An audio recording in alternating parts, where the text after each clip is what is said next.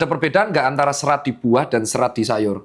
Ya, jadi ada perbedaan serat di buah dan sayur. Kenapa? Karena saya pasien gagal ginjal saya itu juga sering bermasalah dengan sembelit atau konstipasi. Jadi saya di sini berbicara sebagai dokter ginjal ya, di mana pasien-pasien saya itu seringkali sembelit karena kurangnya serat sayur dan buah. Bedanya di mana? Bedanya adalah di buah itu hanya beberapa tok, Pak.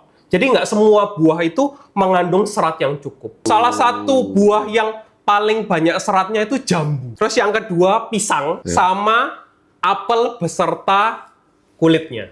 Pada dasarnya serat itu adalah karbohidrat yang tidak diserap oleh tubuh. Paling gampang saya mengandaikan kalau buang air besar itu adalah usus kita itu kayak seluncuran. Semakin berat seluncurannya ya, misalnya orang yang obesitas sama orang yang kurus, itu kalau seluncuran di papan seluncur yang di waterboom itu, yang paling cepat lah kecepatannya yang paling berat kan? Benar. Idealnya feses kita itu harus berat dan bulky. Padat. Ini bahas tai bulky. Iya.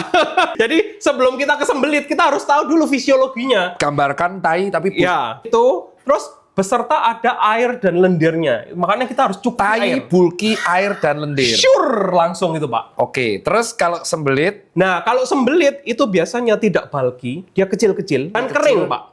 Tai kecil kering, serintil, tai kambing. Sulit kan? Itu sulit Pak ngeluarin tai kambing itu. Tai yang tai lagi. Feses ya? Feses. Saya ngomong tai saya aja. Ada versi dokternya, saya menerjemahkan bahasa awam. Gimana? Jadi feses yang bagus itu dia yang padat, terus dia slippery, terus sama yang moist.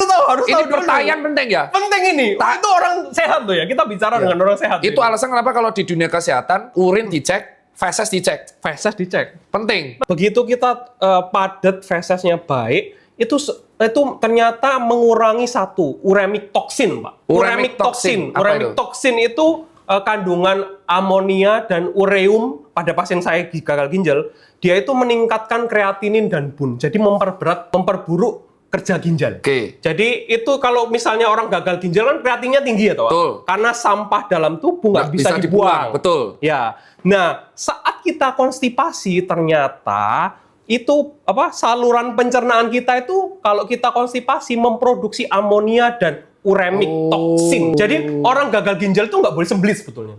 Karena dia dapat meningkatkan kreatinin. Baru tahu kan? Baru tahu. Kalau ini baru tahu nih. Nah, aku baru tahu ini. Ini itu penting karena saya selalu tanya gini kepada pasien saya orang gagal ginjal. EE-nya lancar atau enggak pertama? Pertama saya tanya, EE-nya lancar atau enggak? Begitu enggak, itu rentan Pak, kreatinin gampang naik.